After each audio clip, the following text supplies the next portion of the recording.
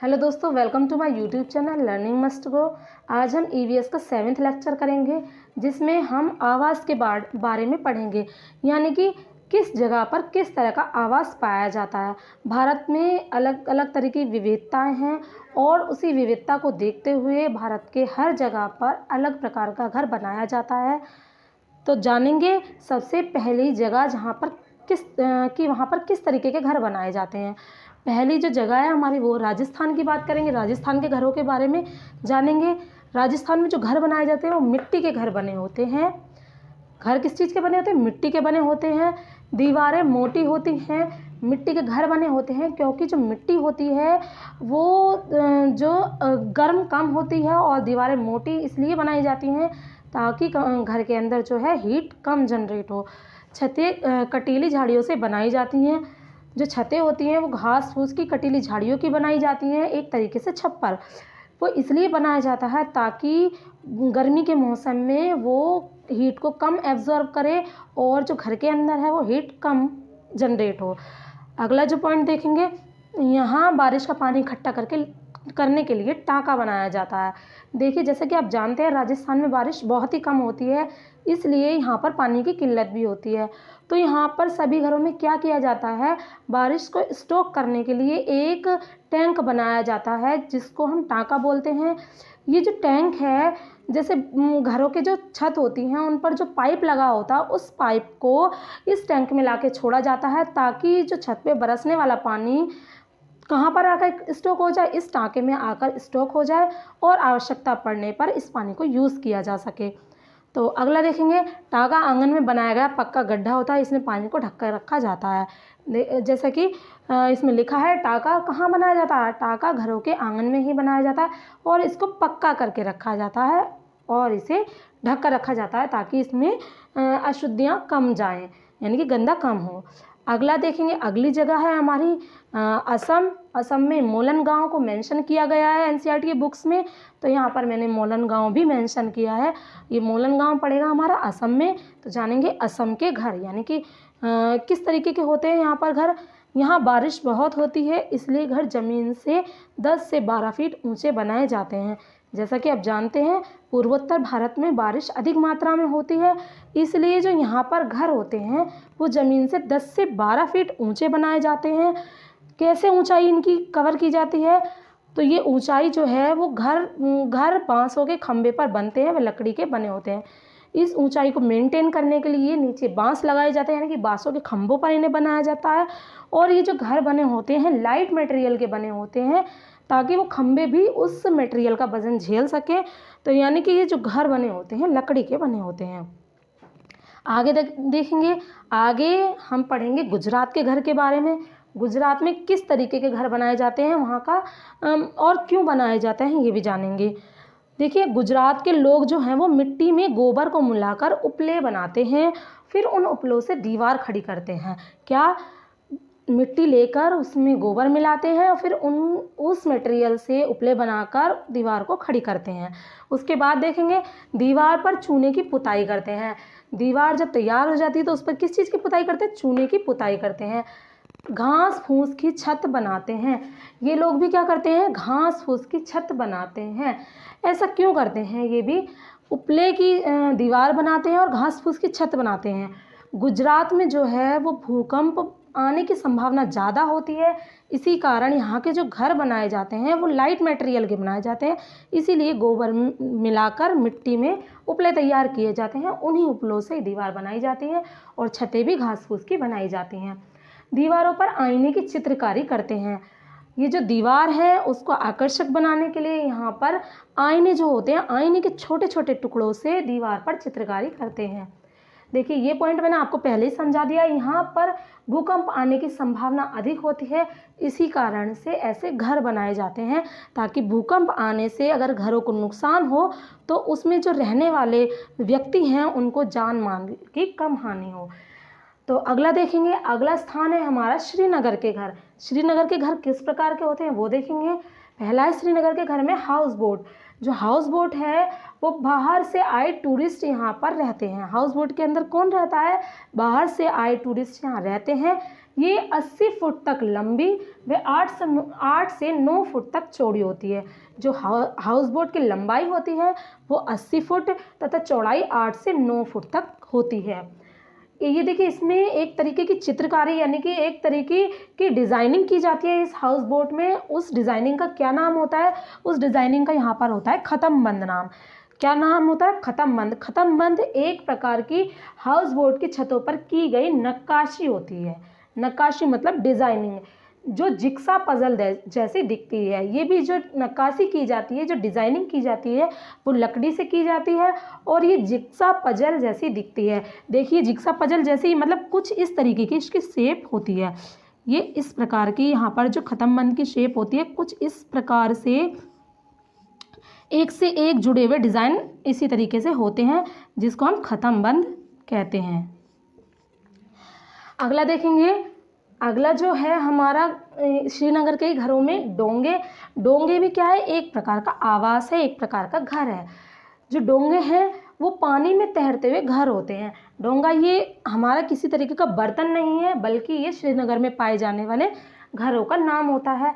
ये जो डोंगे होते हैं वो पानी में तैरते हुए घर होते हैं और ये कहाँ पाए जाते हैं? श्रीनगर की डल लेक यानी कि डल झील और झेलम नदी में पाए जाते हैं। जैसा कि आप लोग जानते होंगे कि जो डल लेक है वो हमारे कहाँ पर है? श्रीनगर में है, यानी कि जम्मू कश्मीर में है, और ये झेलम नदी भी वहीं पर है।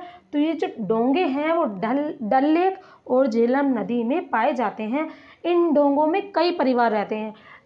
ये एक खास प्रकार के घर हैं, इनमें कई परिवार रहते हैं और मकानों के भांति इसमें भी कई कमरे होते हैं। तो जानेंगे अगला घर जो कश्मीर के घर हैं। कश्मीर के गांव में किस प्रकार के घर पाए जाते हैं उसके बारे में भी हम देखेंगे। देखिए, कश्मीर के जो गांव हैं वहाँ पर पत्थरों के बने घर होते हैं जिन पर मिट्टी की पुताई की जाती है। कश्मीर में पत्थरों के घर बनाए जाते हैं और इन पर मिट्टी की पुताई की जाती है। इनकी छत ढलवा होते हैं। मिट्टी की पुताई करने का भी रीज़न यही है कि ये ठंडे कम से कम हों। इनकी छत ढलवा होती है। इनकी छत ढलवा होती है ताकि इस पे जो बर्फ़ पड़े वो आसानी से नीचे गिर जाए और जो है बर्फ़ की ठंडक घरों पर कम पहुँचे। तो इस कश्मीर के घर भी हो गए। आगे जब देखेंगे तो डब क्या चीज़ है? डब भी जिस तरीके से यहाँ पर हमारा खत्मबंद एक प्रकार का डिज़ाइन था, ये भी जो डब है वो भी घरों में की गई एक प्रकार की डिज़ाइनिंग है। वो क्या है? देखिए, श्रीनगर के पुराने घरों की जालीदार उभरी हुई खिड़कियाँ जो होती हैं वही डब कहलाती हैं। क्या? श्रीनगर के जो घरों की जालीदार उभरी हुई खिड़कियाँ ही क्या कहलाती हैं? डब कहलाती हैं। उभरी हुई खिड़कियाँ कैसे? जैसे कि देखिए, ये इस प्रकार से उभार देकर एक ये हमने खिड़की बनाई और ये कैसी होनी चाहिए? जालीदार। इस तरीके से ये जालीदार, इधर भी इस तरीके से ये जालीदार होती है। तो हम इसी को क्या कहते हैं? इसी को हम डब बोलते हैं। क्या बोलते हैं? डब। अगला देखेंगे मेहराब। मेहराब भी एक प्रकार की डिज़ाइनिंग है। ये मेहराब क्या है? खिड़कियों व दरवाज़ों पर बनाई गई आकृति को मेहराब कहते हैं। देखिए, आपने पहले जो पुराने ज़माने की जो बिल्डिंग्स होती थी उसमें आपने घर के दरवाजे और खिड़कियों पे एक प्रकार की डिज़ाइनिंग देखी होगी, जो कि इस प्रकार की होती है। इस प्रकार की कुछ डिज़ाइनिंग होती है। ये जो होता है ये इसी को हम क्या बोलते हैं? मेहराब बोलते हैं। इसको क्या बोलते हैं? मेहराब। यानी कि श्रीनगर में इस प्रकार की डिज़ाइनिंग जो कि घरों में की जाती है उसी को हम क्या बोलते हैं? मेहराब बोलते हैं। अगली जो जगह है वो है हमारी लेह लद्दाख के घर। लेह जो कि लद्दाख में पड़ता है, वहाँ के घरों की क्या विशेषता है? देखिए, यहाँ के जो घर होते हैं वो पत्थरों के बने 2 मंजिला घर होते हैं। पत्थरों के बने होते हैं और 2 मंजिला घर होते हैं। पत्थरों से बनाने का क्या मतलब है? जिस तरीके से हम अपने यहाँ ईंटों से चिनाई करते हैं, ईंटों की चिनाई करते हैं, यहाँ पर लोग पत्थरों की चिनाई करते हैं। इन पर मिट्टी व चूने की पुताई की जाती है। इन दीवारों पर मिट्टी और चूने की पुताई की जाती है ताकि ये पत्थर कम ठंडे हों और घरों में कम ठंडक हो। यहाँ की जो सीढ़ियाँ होती हैं, इनके घरों की सीढ़ियाँ लकड़ियों की बनी होती हैं। इनके घरों की जो सीढ़ियाँ होती हैं वो लकड़ियों की बनी होती हैं। नीचे की मंजिल पर जानवर व ऊपर की मंजिल पर लोग रहते हैं। नीचे की मंजिल पर जानवर को रखा जाता है और ऊपर की जो मंजिल है वहाँ पर घर के सदस्य यानी कि लोग रहते हैं। लेकिन क्या होता है, जब सर्दी ज़्यादा पड़ती है तो ये लोग जो घर के सदस्य हैं वो भी उतर कर नीचे की मंजिल पर आ जाते हैं और वो भी जानवरों के साथ रहने लगते हैं। अगला पॉइंट देखेंगे, नीचे की मंजिल में खिड़की नहीं होती। नीचे की मंजिल में किसी भी खिड़की को नहीं बनाया जाता, यानी कि नीचे की मंजिल में कोई खिड़की नहीं होती। सर्दियों के दिनों में लोग निचली मंजिल पर जानवरों के पास रहते हैं। देखिए, जो कि मैंने बता दिया है, सर्दियों के दिनों में क्या होता है, ये जो लोग ये भी निचली मंजिल पर आ जाते हैं और ये जानवरों के साथ ही रहते हैं। छत पेड़ के मोटे तनों से बनी होती है। छत किस चीज़ की बनी होती है? छत पेड़ के मोटे तनों से यानी कि लकड़ी से बनी होती है। वह समतल होती है। समतल मतलब प्लेन होती है, किसी तरीके से ढालू शेप में नहीं बनाई जाती। कैसी होती है? समतल होती है। ठंड से बचने के लिए दीवारें मोटी, लकड़ी के फर्श व लकड़ी की छत होती है। वही जो ठंड घर में कम हो, इसी के लिए यहाँ की जो दीवारें हैं वो मोटी बनाई जाती हैं। मोटी लकड़ी के फर्श होते हैं और लकड़ी की ही छतें होती हैं। एक नोट पॉइंट यहाँ लिखा है मैंने, झूले। झूले क्या है? झूले जो है वो लद्दाख की भाषा में स्वागत है। इसका अर्थ क्या है?